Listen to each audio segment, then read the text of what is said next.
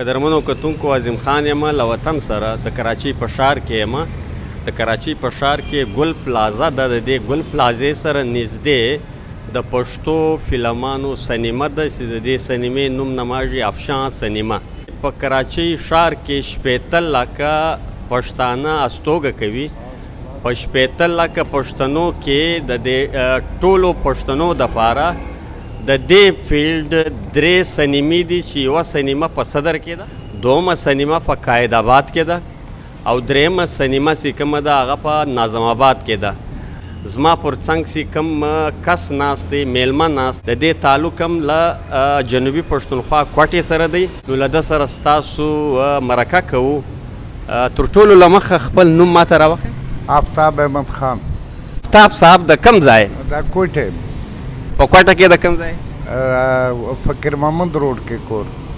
اچھا آفتاب صاحب دا راته وایه سینما د چا ده؟ دا نه سلما زما نه ده بل د حاجي ابراهیم هغه سلما ده ما کرایه باندې اخیستلې. دا اوس څنګه دی؟ دغه روزګار کې څه ګټه وي که نه وي؟ نه تاوان دی، ګر سره تاوان دی.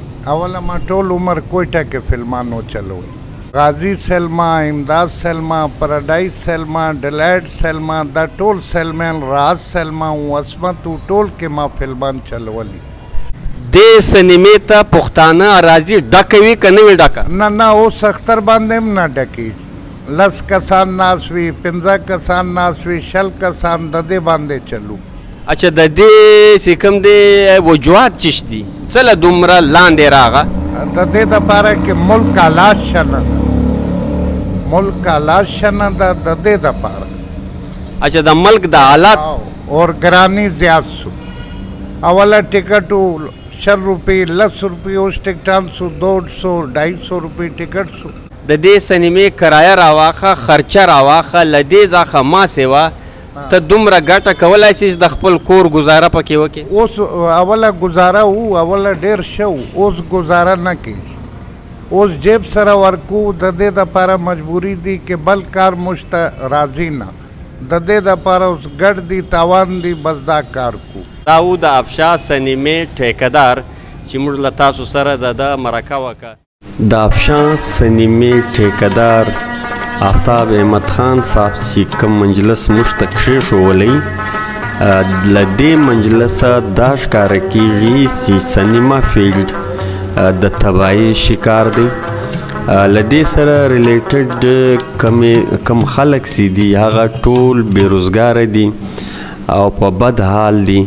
دا تاسو به په بوسټرانو کې وینئسته چې په دې سینما کې زوړ پخوانی یو فلم لګېدلی دی چې د دې نوم دی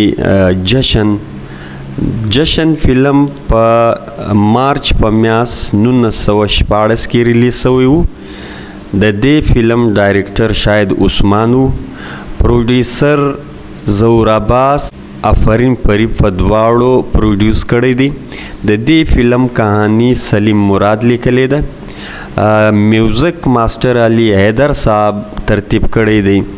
په دې فلم کې ارباز خان، جهانگیر خان، اصف خان، صدر نور، ایوب کوسو او دارنګه ډیرو اداکارانو کار پکې کړی دی.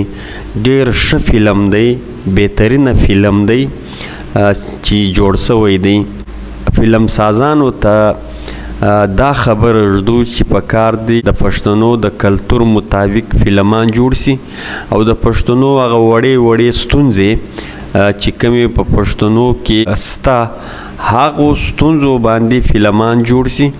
هغه فلمان دومره معیاري وي چې پښتانه په دې مجبوره شي او د سینما رخ وکړي او فلمان وګوري.